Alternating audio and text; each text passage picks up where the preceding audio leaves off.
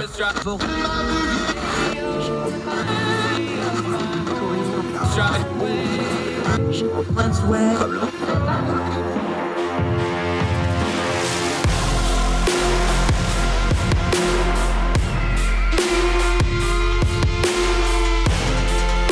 host, Andrew Donaldson.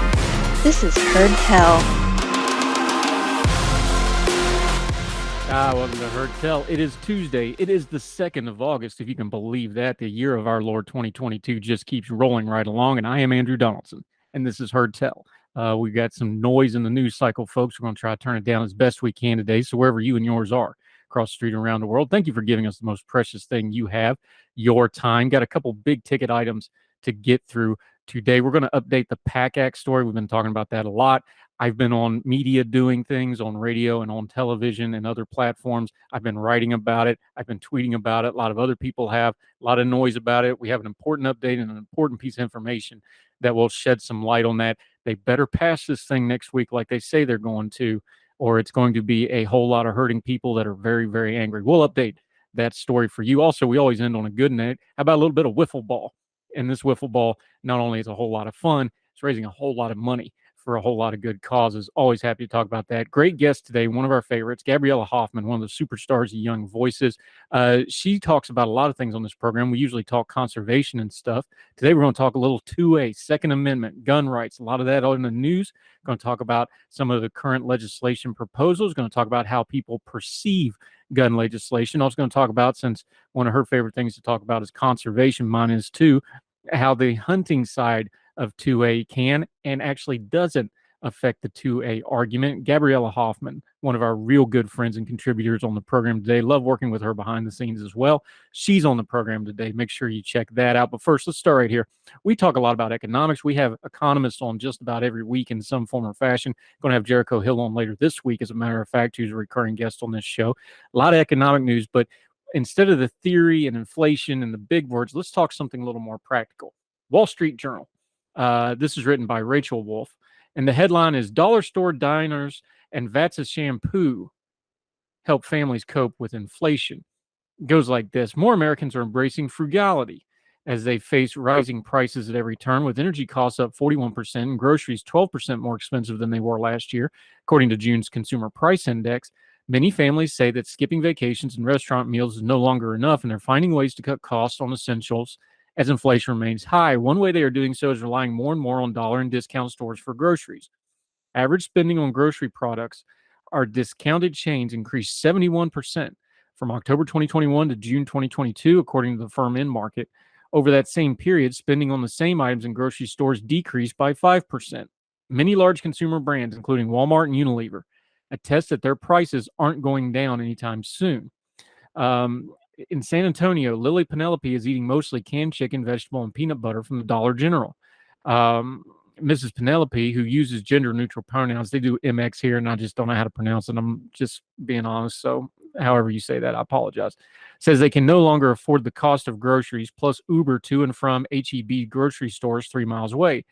Before January, $120 covered a round-trip Uber, plus 2 weeks of fresh ingredients for the meals for them and their wife, they say. Now the same trip costs nearly twice as much. Since Penelope's dollar store doesn't sell fresh produce, they add spices and salt to camouflage canned ingredients. My health and quality of life has gone down, she said. I'm in a position where I'm having to choose between making meals I can afford and putting my health on the line. Roughly $2,300 generals across the country stock fresh produce out of more than the 18,000 total locations. While the Dollar General isn't a full-service grocery, we consider ourselves today's general store by providing nearby and affordable access to daily household items, including the components of a nutritious meal, Dollar Store spokeswoman said. The company plans to expand fresh produce to a total of more than 10,000 stores in the following years. A spokesman for Dollar Tree, which owns Family Dollar, says the chain aims to complement, not replace, grocery stores. She also adds that more than 16,000 stores offer frozen fruits and vegetables, along with sugar-free options, fruit juices, nuts, beans, whole wheat products, eggs, and milk. Other households are buying in bulk or making do without items they never used to think twice about. Sam's Club memberships, that's a bulk carrier that Walmart owns, was up 10.5% year over year, according to Walmart's May earnings call. Consumer products giant Procter & Gamble just posted its largest sale gain in 16 years. Still, the company is predicting its slowest sales growth in years as customers cut back on household staples like the company's Tide detergent and Pampers diapers. Excuse me. Evelyn Fernandez, 45-year-old single mom of four, has taken on the role of shampoo and conditioner police, making sure her long-haired daughters don't use more than they need. I'm very conscious about not using a lot of those products, she said. She recently purchased a Sam's Club membership to buy more in bulk, switched to store brand versions of almond milk and granola bars, and after receiving a $300 June electric bill, I haven't seen a $300 electric bill in a while. I'm envy her. Miss Fernandez swapped her 1-year-old daughter's plug-in nightlight for a glow-in-the-dark stick on ceiling stars. Ordinarily, electricity for her Fort Worth, Texas home is under $100 a month. The Department of Commerce on Friday said consumer sales spending rose 1.1 in June, up from 3.3% in May. Lower income families are switching brands, saving less, cutting what they can. What does this mean, and why do we talk about it with economics? Because this is the front line of where economics go, people changing their spending habits. Now, dollar stores, Dollar General, Family Dollar, there's a couple other ones, they kind of get a bad rap. What their business model is they fill in gaps. That's why they're popping up all over the place in areas, even though, so like between Walmarts or between other grocery stores, they're often put up in areas that are walkable to certain segments of the population, like large developments or housing or apartments or so forth and so on. They're also put out in rural areas where you may have to drive 10, 15, 20 minutes to get to the nearest store. Just bashing these dollar stores, like a lot of people have been doing, especially economists, looking at you, mainstream news media, isn't the answer to the problem here. No, they don't sell whole wheat, non-GMO organic food. That's not their business model. But if you want to argue about food deserts, it's better than nothing, and this is all a lot of people have. So when their business is going up and their business is draining from the normal grocery providers, that's telling us something about this economy. People are hurting, they're scared, and they're trying to cut back as best they can, and that means they're going for where the prices are better, even if the product is not quite as good. It's one thing to talk about eating healthy, but it's very expensive to eat healthy, and it's almost even more expensive to eat not healthily, because canned stuff, frozen stuff, that stuff ain't cheap either. A lot of cases, fresh stuff can be cheaper, but there's just not enough of it to go around, and people with limited mobility and limited financial means can't get to it. There's a very old adage that is really starting to play out here. It costs a lot of money and it's very expensive to be poor in America. And it's starting to show up in food, and it's starting to show up in grocery shopping. And even though it's a Dollar General store or a Family Dollar or some other discount place, it's still a lot of money to these folks. And when cost of living gets more and more expensive, you're going to see more and more stories like this. Pay attention to them, because when we go to get into voting time this fall, if the economy is still bad, these are the kind of things that's going to be on people's mind a lot more than ideology and political parties. If they're hurting and they can't feed their families, they're going to react as such. And that's what's going to be on their mind way more than some ideological thing that's out there in neither region. Philosophy is a fine thing, but it never put food on anybody's table unless you're a professional philosopher. And there aren't very many of them going around. The working poor, the just getting by lower middle class in America is really starting to hurt. And folks need to understand that as we try to keep perspective on the culture and politic headlines of our day. More Heard Tell right after this.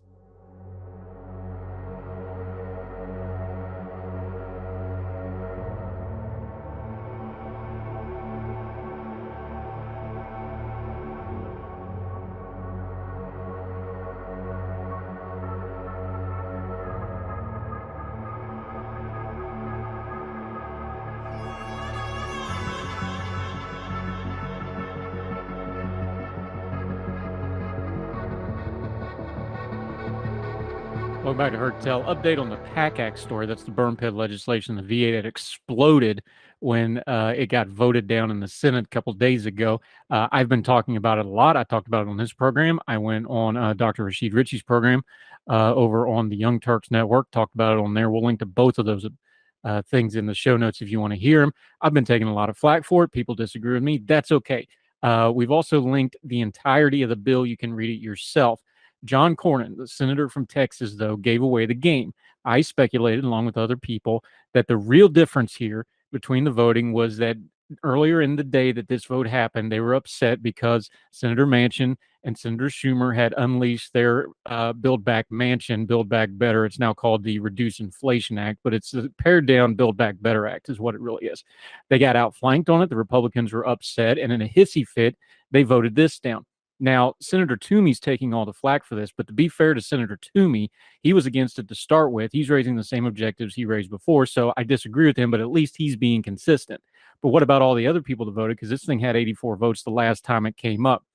Senator Corwin gave the game away on Twitter. We will link to this. I'm going to read it verbatim. President Biden's comm shop put out a bread and butter tweet about this, and Senator Corwin said, Mr. President, quoting here, passage would not have been delayed if Senator Schumer had kept his promises. Good news is, despite his mendacity, it will pass this week.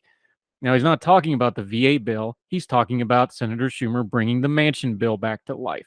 They were upset. They threw a hissy fit, and this is how they described it. Again, the $400 billion they're talking about, all they did was switch it from discretionary to mandatory. The mandatory means they still have to pay it into the VA. They can't just go spend that willy-nilly any way they want to. I have read this bill. I've been through it. I have asked multiple other people to go through it. This is not a slush fund. This is still pretty tightly controlled. It's just a difference of which bucket of the government it's getting funded out of and how it gets used. Now, you can believe whoever you want. You can believe me, you can not believe me.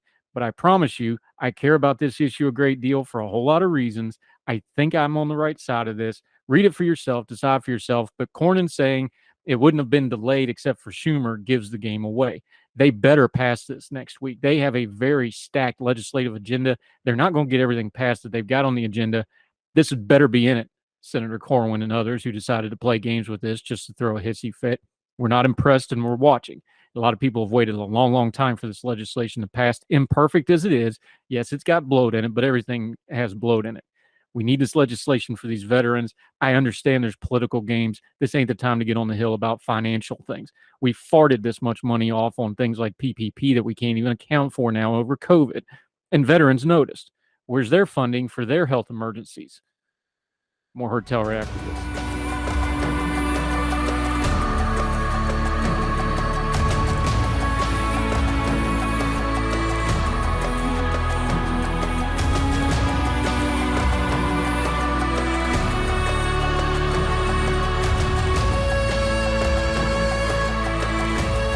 Welcome back to Hotel. Okay, one of our favorites. We love working with her off camera. We love getting her on camera and getting to chat with her because she does so much stuff. I can't even tell you how busy this person has been the last few weeks. Gabriella Hoffman is back on the program, even though you're on the road right now, aren't you? I am finding myself on the road. I'm trying to wind down my travel. That's a problem I have, but it's all good. And I'm enjoying it. As I was telling you before going on the air, I am in Colorado for the first time, which people find and are in disbelief over because I travel out west a lot. But no, really excited to talk to you from Colorado Springs more specifically. So we have a lot to break down. I'm excited to break down things with you. Proud home of the Air Force Academy, among other many, many beautiful things. Be careful walking around. That altitude will sneak up on you. Beautiful state ibuprofen. Yeah, no joke. Hey, look, I am a mountain kid, but the 2,000-3,000 feet of the Appalachians ain't the Rockies. It sneaks up on you. No. Let's start here because there's so much to cover, and you've been doing conferences and media appearances. Let's start a little big picture and then zoom back in because you were tweeting about something, and I read it last night because it popped up on my feed. The AP style book. We've been talking about guns in our country. We had some gun legislation passed that we can dig into it in a little bit, but it was a lot of rearranging nomenclature without doing a whole lot, but we can talk about that later. But they want to do the assault weapons ban again. It is one of Joe Biden's signature accomplishments in his entire career, the 94 signature assault weapons ban. So it makes sense they're pushing again, even though it's not going to go anywhere. There's a committee hearings about it right now. But you brought up the AP style book that they have a definition of assault weapons. And of course, our Second Amendment friends are always like, well, assault weapons, what does that mean? Because that's just a word. Talk about that for a second, why that caught your attention, because it sure caught mine.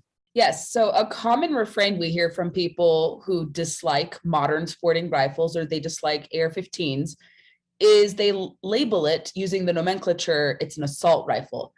And as someone who has spent some time around these weapons in question or these rifles in question, I don't see how you can label it as such, even with having some recreational shooting experience. I'm not military, I'm a civilian and all that, but having spent quantifiable time around these rifles in question, I don't see how they're assault in nature. You look at how the firearm is crafted, how it's manufactured, And you especially look at the trigger guard, the triggers especially. And when a scary looking rifle has even just one pull of the trigger corresponding to one bullet coming out, that's not assault in nature. That is a semi-automatic firearm in nature. And the Associated Press style guide, thankfully, has put out a wonderful graphic, and I think they have a full explainer saying that, hey, fellow media members, you guys not need to be tasked with accuracy and reporting, because you can't go around using this pejorative term, an assault rifle, to label modern sporting rifles that are owned largely safely by 24 plus million people, according to new statistics that are out by the National Shooting Sports Foundation. So media organizations still peddle in this false labeling of a modern sporting rifle as an assault rifle, when in fact it is not, when you look at it and examine it, mechanically speaking, and kind of just how the trigger guard is oriented. So I wanted to highlight that on Twitter. I found that to be interesting. I was like, I got to find that graphic, because it does tie into, I think today they're going to be questioning manufacturers in Congress to hold them culpable for mass shootings, which they don't have any culpability with, because their products are not geared towards and marketed towards criminal usage. You talk to any one of them, I understand they want to go there to probably clear the record. And then we could talk about the immunity law, the PLCCA, if you want to dive deep into it as well, which actually does not offer full immunity to them. So that's kind of the wraparound for the graphic, because it ties into that hearing that is occurring today with manufacturers, because they want to hold them up as these horrible merchants who are peddling in death, when in fact the opposite is true. I've been to SHOT Show. I've never felt unsafe going to SHOT Show, where manufacturers gather. They like to see their products used safely. And so I hope they do clear the air if those that are testifying go there to do it, and not get suckered into kind of the Democrat anti-gun talking points. I think they're going to go there to clarify and say, like, hey, we're in compliance. We're not fully immune, given different statutes within immunity in the PLCCA, that law that's in the books, that actually got a lot of bipartisan support when it was passed into law in the early 2000s. A lot of Democrats actually signed in, the moderate Democrats that used to be there signed into that. So that's kind of a wraparound into that graphic, and just the common mistake or deliberate intention of labeling modern sporting rifles, oftentimes AR-15 or Armalite rifle 15s, in this light. So I hope your listeners kind of understood that with kind of my big picture wraparound with it. Yeah, and the reason I want to get into this, and this is a little in the weeds, but you got to get in the weeds on this for a reason. They say, well, we want an assault weapons ban. We had one for 10 years, 94 to 2004. We had an assault weapons ban. The problem is, you cannot just pass a law and say we ban all assault rifles. If you said, and you wrote a piece of legislation that was one line that said we ban assault weapons, that would ban nothing, because there's no such thing as an assault weapon. I understand the term. I know people apply it, but the black and white of the law, that wouldn't apply to anything. They have to go in and they have to do, especially with weapons, things like this, they have to do very specific nomenclature. And the reason this is a big deal, and we've seen it to the ridiculous point, because we all remember when chainsaw bayonet was a thing a couple of years ago, because somebody got suckered on that. They start talking about the parts of the weapon. So are you going to talk about the parts of the weapon that matter? The receiving, the rate of fire. Has it been modified?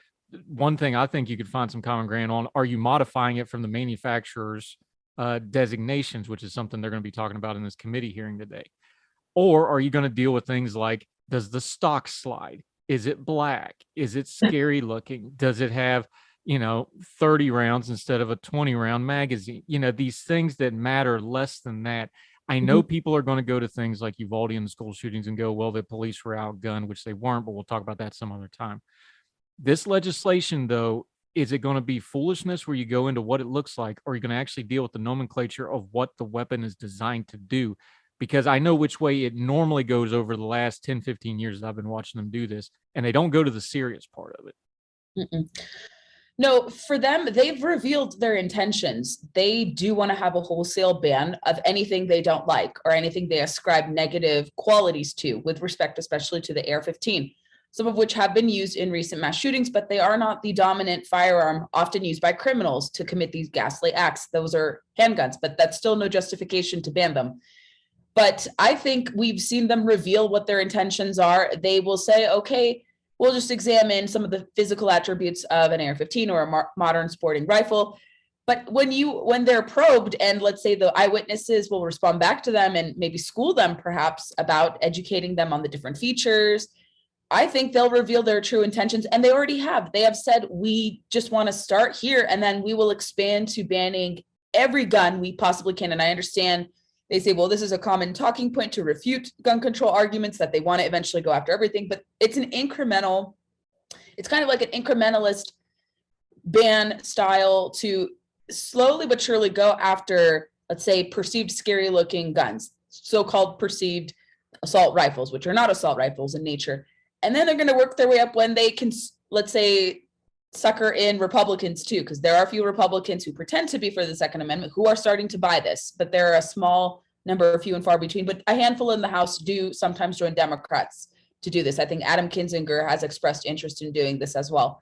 And I think Brian Fitzpatrick of Pennsylvania is also in that group of Republicans that are very wobbly on firearms when it comes to these more detailed, kind of more thought-provoking firearms that deserve to have more, let's say, attention awarded to them, given the unique features they have, because you can't just say it's an assault weapon or assault rifle here.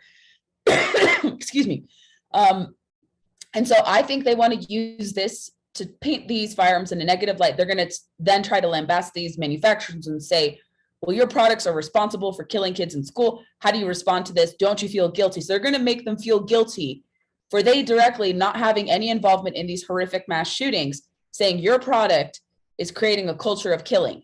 How do you feel about this? So they're going to try to turn the public against these manufacturers and not really give the manufacturers time to respond. And maybe some manufacturers will be able to overcome these really ridiculous questions that are expected to be wielded towards them, awarded to them. And like I said, I think it goes back to, they're going to start here. If they can successfully ban an AR-15, put it under the NFA, make it harder for people to obtain them, although there is a genuine market demand for them. Like I had alluded to earlier, the growth in ownership of AR-15s is not an accident. It's not some conspiracy to see criminals doing it. It's not creating a more criminal class. It's a lot of people who are buying this. So it's not some outlier purchasing behavior that we're seeing going on, but they want to make it into like a boogeyman that, oh my God, these rifles are proliferating. This is what's happening. If we don't regulate it, it's going to lead to more bloodshed. But like I had said earlier as well, AR-15s are not as commonly used in mass shootings as, let's say, handguns are, or let's say crimes involving firearms more so. So it's really hard to regulate and pinpoint a rifle, but you can easily discriminate against it because it aesthetically looks very scary. So I worry that they're going to use this example. Let's say if they succeed in doing this, I don't see them doing this in the Senate, even with a more divided makeup there.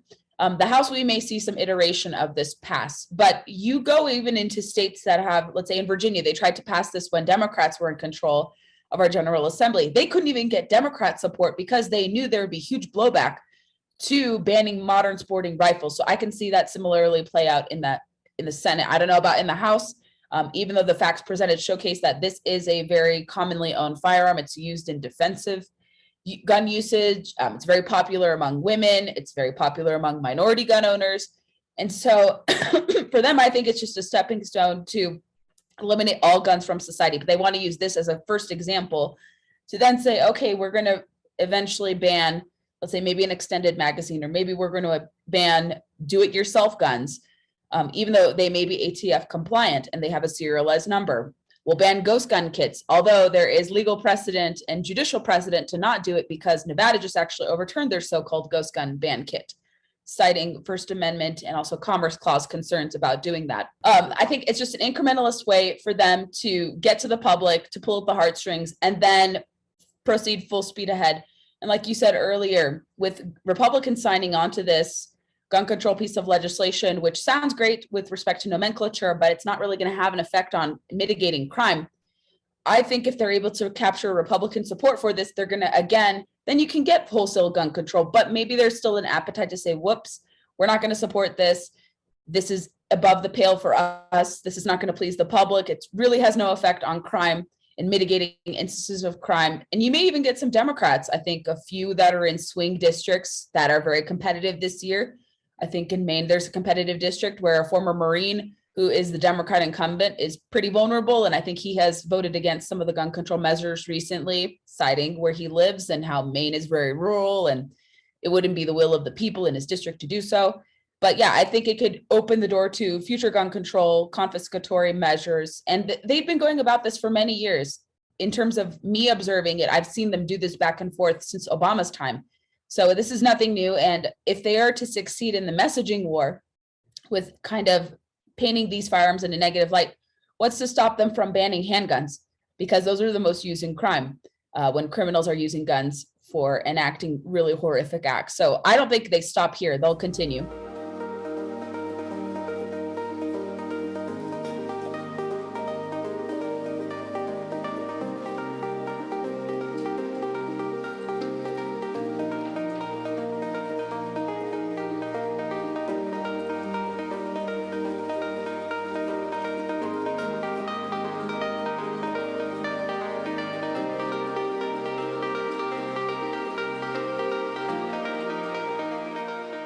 And of course, their argument is going to be to turn around and go, well, of course we want to ban handguns. We get rid of all the guns. There won't be any violence. You just went through the legislative and the political arguments of this, but that's only two parts of it. The other part of this is the legal part of this argument. Assault weapons ban was never directly challenged in court on the Second Amendment grounds. Now, since then, there's two things that have happened. We've had the Heller decision, which is probably going to be precedent going forward. It's already been cited. In fact, it was cited in one of the cases you just mentioned.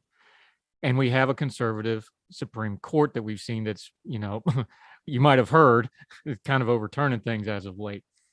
If they tried to do another one of these bans, and we've already seen some other things going, what's the legal environment now post-Heller with a conservative court, at least for the foreseeable future, for gun rights legislation and gun control legislation as well? I think the Roberts Court is structured in a way where we see more, I think, overturning of gun control legislation, at least the most egregious parts of it. I'm not sure if we're going to see them say you have to eliminate the permitting system for concealed carry. I'm not sure they're at that point quite yet, although there could be some casework that does build up for them to say, okay, the permitting system is restrictive. It does infringe on your Second Amendment rights. And we're seeing the states do that. 25 states now, half of the country has constitutional carry. But the Bruin decision opens the door to a lot of different things, I think good things. In the outstanding states that had shall issue regimes, permitting regimes, you now start to see most of these states, with the exception of New York for the most part, complying with the ruling, adjusting their permitting system to reflect the Supreme Court decision. I think some of them are still going to create obstacles. They're going to find some way to retool the permitting system. Well, okay, we're going to give would-be applicants a bone and we're going to, make it a little easier. But I think in some of the states, I can envision in, let's say, New England, it'll still be fairly difficult. I think it'll be easier in Massachusetts than, let's say, New York to obtain a concealed carry permit now. Rhode Island may similarly have some obstacles. I think some of the other states too. Delaware has a weird permitting regime where you have to get your name published in the newspaper before you can successfully obtain a permit. I found that to be super crazy and invasive. But I think with this decision handed down, because the Roberts Court found that creating these obstacles to obtaining a permit restricts your ability to protect yourself outside the home. So I think they went off of the Heller decision to say, okay, we ruled that you can safely and legally own a home inside your house. Okay, now we have to rectify the problem of, can we allow people to own handguns? This doesn't apply to long guns, open carry, although that's a separate debate, of course. But can we apply a similar standard to handguns outside your home? Can you carry outside your home? And so they found good arguments. I know Justice Thomas wrote the majority opinion of this and said that it would be ridiculous to keep the standards in place, and it was time to overturn these may issue permitting rules. And so there is an appetite. It also reflects kind of the times we're in. More and more people are obtaining concealed carry permits. And like I said, some states are even going beyond that and adopting constitutional carry measures, which still don't really change anything that much. You can't be a prohibited possessor. You can't have a criminal record. And it only applies to handguns, again, not to rifles or any long guns in that sense. And so I think when people see that they can't count on law enforcement, they can't count on people who are supposed to observe their safety, or rather secure their safety, whether it was in the 2020 kind of riots, or let's say distrust in law enforcement that you can kind of see in some areas of the country. Let's say that you followed up from the Uvalde shooting. I think no matter where you fall on the gun issue, I saw almost uniformity when it came to the lack of preparedness that those law enforcement officers have. That's not to say every law enforcement officer is poorly equipped to respond to a mass shooting, but these guys in particular were very, very poorly equipped to do it. And it's not because of them having guns. It's just they didn't want to go in and do it for some strange, odd reason. People see these different factors. You can't count on your government officials to protect you. You can't count on law enforcement. And you have vigilantes who are enacting harm all over the place in major cities, and now even in rural areas. You start to see crime going up in rural and suburban areas too. So no place is immune from the surge in crime that we're seeing. So Americans want to take it upon themselves to get a handgun. They perhaps want to learn how to use it. They want to get a permit to be able to safely carry outside their home. And so you see changing opinions. I cited two recent polls. I think it was a Marquette Law School poll and a Reuters Ipsos poll that showed that there is pretty overwhelming support now for concealed carry outside the home, although the methodology for the other questions about gun ownership was very weird, in my opinion. But it showed over 60% of support for concealed carry. So the Supreme Court is reflecting where public opinion is going on concealed carry. And I think more and more trends will follow that. And I think this court will hear more cases, because like I said, I still think some of these formerly May issue states are going to create obstacles. New York City is one example, or New York is one example, and New York City, the fact that they're not wanting to, basically there's really no change to the concealed carry regime there. They're still restricting it from private businesses. It's not just public spaces or government buildings or public sector type buildings, government offices, things of that sort. Now they're keeping restrictions in largely public places, which would otherwise comply with the Supreme Court and shall issue there unless otherwise posted. But they're still creating a lot of obstacles. So I could see New York failing to comply with Bruin decision being further challenged, and maybe prohibitions to other aspects, maybe challenges to the suppressor laws, and other tools that are shown to enhance your experience and not contribute to crime rates in this country, being challenged in the court of law, because this has created an opening. So I think for gun rights supporters, you can be very optimistic. They're not going to overturn all gun control legislation at this point in time, but I think they're going to be open to challenging a lot of really nonsensical laws that have kept a good portion of the country from enjoying their ability to conceal carry in public safely. Mm-hmm. Yeah.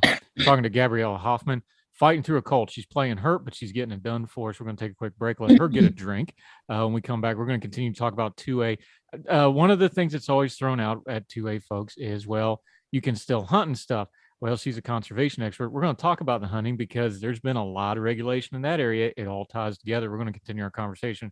Gabriella Hoffman, one of our favorites on Heard Tell, right after this.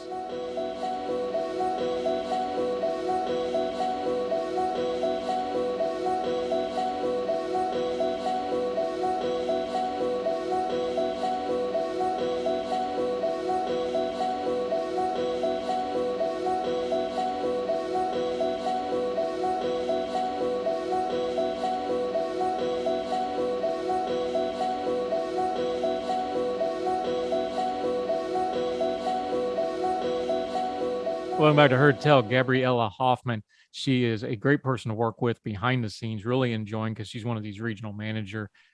One of our great contributors with Young Voices. She is all over the place, though. Got a long list of there. Here's where I want to go with this, because we're talking Second Amendment a little bit in depth today. People talk about it as like, well, you should be hunting and nothing else with it. Here's the problem with that, because I grew up rurally. I grew up in West Virginia, big hunting state. We have enough weapons in West Virginia probably to outfit a small army just in private possession. Here's the problem. Hunting rights and sportsman rights have been under assault, much quieter than Second Amendment, some of the bigger things that people focus on, because that makes a lot more money. Let's just call it what it is. It gets more fundraising. Conservationists and sports rights, whether it's hunting, fishing, just good old-fashioned property rights and land use rights. You've been writing a lot about this. This really is the other side of the coin when we talk about the Second Amendment, though, because on one hand, folks are saying, well, it's for hunting and that sort of thing. those rights have been trying to be restricted at the same time. It makes that argument a little disingenuous to me. What do you think? I think you're probably alluding to probably my coverage of the Return Act, and we could talk about that legislation too, and whether or not it is an infringement on the Second Amendment, as some Republicans are arguing. But the only connection really you could make between the Second Amendment being a guarantor of hunting rights, which it really isn't. There's no language associated with it in the 27 words pertaining to the Second Amendment. But the only connection you could really find is the funding mechanism that connects the two activities together. And that is a self-imposed excise tax that manufacturers and other sportsmen and conservationists wanted to see self-imposed in the 1930s through the Pittman-Robertson Act of 1937. And they recognized that if they were extirpating commonly owned or commonly known species, rather, from the landscape, that there would be a lot of turmoil in the future. And so you have now today over $15 billion that has been generated to go back to the states. This year alone, they say it's between 1.1 and $1.5 billion that has been returned to the states to help with target shooting ranges on public land, assisting with hunters education courses, wildlife conservation, habitat restoration efforts. And there's really no disagreement between manufacturers in the firearms industry and sportsmen to have this channel of funding that goes to all these activities. Now, with respect to the Return Act, the proponents of that, one individual in particular, Andrew Clyde, and he campaigned on this actually when he was running for Congress. He's an FFL dealer, and he sees any imposition of an excise tax as your infringement to keep and bear arms. But you talk to most people who are Second Amendment supporters who also happen to go hunting, you don't hear uniform support for his proposal. And what he wants to do is he wants to eliminate Pittman-Robertson funds. He claims it's unconstitutional. I've never seen that argument ever played out. And he claims, well, the Supreme Court is going to rule on this, and they're going to eventually make their way to say that this law is unconstitutional, and we have to get with the program. And when I explore excise taxes, the only connection, like I said, that connects hunting with the Second Amendment, your purchasing of guns and ammunition. I haven't seen any argument say that you're going to lose your gun rights, you're going to lose your ability to own guns. And when some of my friends have pressed this congressman about the Return Act, okay, show us where exactly the infringement occurs. Show us where downstream it hits consumers. And I haven't seen any evidence. I've been asking people in the industry. I've tried to do my own research. I looked at Tax Foundation. I looked at all these different things. I even looked at the Rand Corporation, where the other side, you have Democrats, anti-gunners. We have Congressman Don Beyer, who wants to impose 1,000% excise tax on modern sporting rifles to discourage purchasing power and purchasing behavior of people to buy this. I think both proposals are wrongheaded. And when it comes to this proposal for the Return Act, you're not really seeing a decrease in cost when you eliminate an excise tax. Excise tax is formulated very differently from the sales tax. You're not going to see on your receipt, okay, this is what you saved with the absence of Pittman-Robertson. And so he also claims that it's going to be a replacement fund with $800,000 or $800 million to go to conservation funding to substitute Pittman-Robertson funds that are generated. And that's like a loss of, if we go with the least amount, the 1.1 billion, that's a loss of $300 million. If you go to the 1.5 billion mark, that's a loss of $700 million. And you see a lot of sportsmen and women who are also proponents of the Second Amendment. You see them say that, hey, this is not the battle to be fighting. This is not where we see attacks on your ability to own and keep arms. We impose this on ourselves. This is a way to check ourselves so we don't wreck ourselves when it comes to wildlife conservation. And also another component I alluded to, like I said, you eliminate Pittman-Robertson funds, people are not going to be able to enjoy recreational shooting on public target ranges. It's very expensive right now, by all estimates, to go to a private range. And private ranges are great. I've done most of my shooting at private ranges. But it's an attack on the Second Amendment if you want to make that argument, if you're not going to have funding for these public ranges. And during the Trump administration, they actually passed a bill to enhance it so more Pittman-Robertson dollars do go to target ranges. And that was passed almost with pretty big bipartisan support a few years ago. And so the way Pittman-Robertson is structured, again, it's a self-imposed tax. And then you also have this component where You are seeing funding going to target ranges. I think it's a lost battle. You shouldn't be dividing sportsmen and women who do support the Second Amendment in this light. And I think Republicans are going to have to answer for this if they claim we're sportsmen and women. And then people will see that, well, your name was attached to this very successful conservation law. So how can I trust you to defend my ability to go hunting, fishing, and even to protect my ability to practice target shooting on public ranges? So it's not really seen as an infringement on Second Amendment rights. And you see most of the gun manufacturers support Pittman Robertson funding. So that's the unanswered question there. If they're in support of this, they don't see this as an infringement on Second Amendment rights. Why is this battle being waged?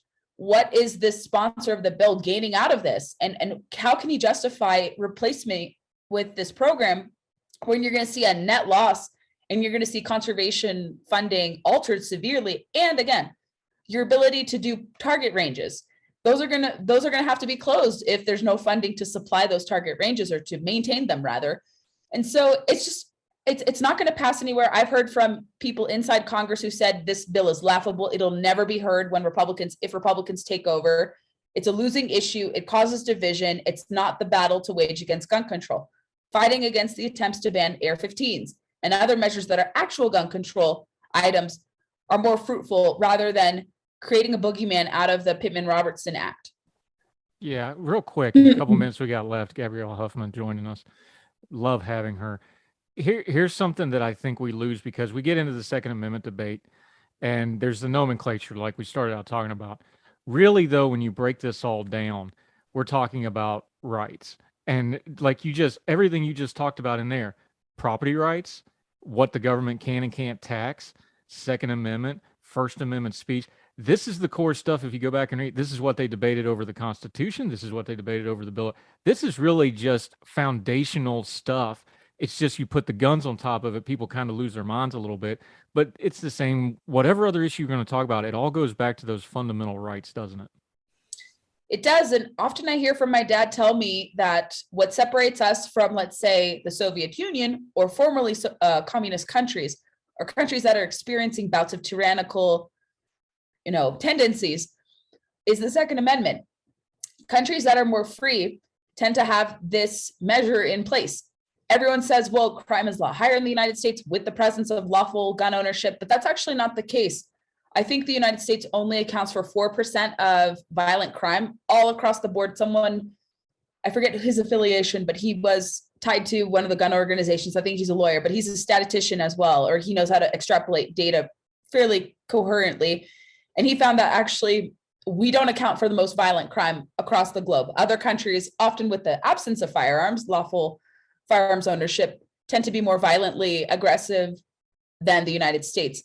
And so people forget that, oh my gosh, there's a proliferation of guns. This is horrible to have, but we're a lot safer with the presence of an armed citizenry that is safely trained, that is educated, and more people are getting into the fold. They want to be trained. They want to know how to use their guns.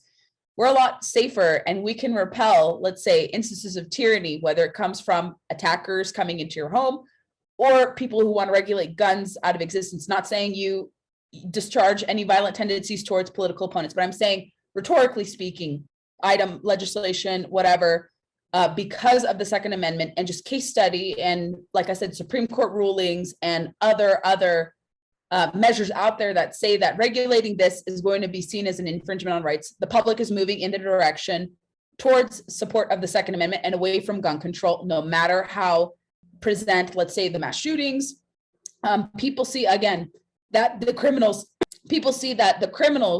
who often are committing the crimes, whether it's an AR-15 or a handgun, they're often prohibited possessors, they're repeat offenders. So banning a gun is not going to deter someone who has a track record of already committing criminal behavior with the use of firearms. It's not going to change if you eliminate the firearms. Prohibitions usually never work. And so I think people go back to, it's a fundamental right. It's enshrined in the Constitution. More and more people are learning how to use firearms safely and responsibly. And they see that without it, it can lead to instances of tyranny. It can lead to a lot of people being vulnerable to attack. And so that is why support for it, why we're going to see lots and lots of fighting back, I guess, to the gun control start to be witnessed even more. Like I said, public opinion is moving in this direction. I think with education, people will see it. And you start to see media organizations like the AP even saying, let's be accurate in our reporting because this can give ammunition to bad actors to misrepresent what is being discussed. So I'm optimistic. I want to be optimistic on this front that people are wanting to safeguard and respect Second Amendment rights. And I think more and more people beyond, let's say, your typical Republican white gun owner, you're seeing a lot more diverse gun owners come to the fold. You start to see more Black gun owners. You start to see more women gun owners and Asian gun owners. Everyone across the board is now discovering the Second Amendment, even across political lines too. So you can't say it's just Republicans who champion this. You also will see independents and Democrats start to come around and I think maybe shed their preconceived notions or past preconceived notions about gun control. Yeah, interesting times we live in. Gabriella Hoffman, she played her today, ladies and gentlemen. She got through it for her, and we appreciate it greatly. We'll get you back on very soon. You enjoy your travels. Thank you so much for the time today. Yes, anytime, Andrew. Good to be on with you. When I'm not coughing, I think we could talk more, but let's talk about lead bans next. I think that is a worthy discussion. Well, that'll be fun. We'll talk soon. Thank you so much, ma'am. Thank you for having me.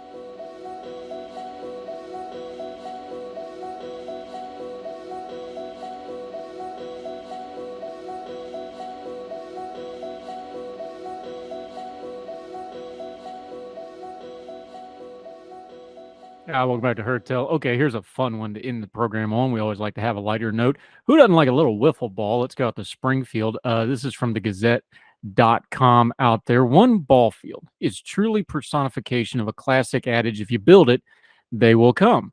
Coach and educator Nate Sanderson did just that 9 years ago, building a wiffle ball field with a snow fence and makeshift bases, and players have been coming every season since to greater and greater numbers. When Sanderson and his wife, Danita Sanderson, moved to their country home in Springfield 11 years ago, there was no express demand for a wiffle ball field. But with a little help from a group of athletes, they built it anyway in their backyard. The ball field is a little more refined now. In 2014, they brought a bulldozer in, put down sod, built a wall. In the years since, they've built a playground, a gazebo, and hung a scoreboard. In the 9 years since the wiffle ball field started, it has raised more than $40,000 in local and international charities, some of which come back year after year for substantial portions of their annual funding. The field has raised more than $25,000 for the Springfield area neighborhood services and information, about $8,000 for the Coralville Food Pantry, and more than $3,000 for the Adventure Project, a nonprofit that works to end extreme poverty in Africa through job creation. It also raised $1,300 for the Community Project in Russia and $1,400 for another food pantry at the Springville United Methodist Church. With smaller portions than a baseball field, wiffle ball fields are a relatively rare sight, but they more than have a place to play. Sanders's field has had an outsized impact. What a wonderful story. Love it. Wiffle ball charity. We love to highlight things like that. That'll do it for Heard Tell for today. Make sure you interact with us. We actually have some shows we're building just off your comments. You've asked, hey, why isn't this getting covered? I haven't seen this in the news. We're hearing you. We interact with you. We'll respond to you. And you never know, we might actually get it on the show. We've got at least 2 shows right now based off readers' request. So reach out to us, heardtellshow@gmail.com, heardtellshow on Twitter. Love to hear from you. In the meantime, however you're watching or listening, we sure appreciate it. Make sure to subscribe. And until we talk to you again, wherever you and yours are, we hope you're well. We hope you're well fed. We'll talk to you again real soon on Heard Tell. All the music on Heard Tell is provided under a Creative Content license from monstercat.com.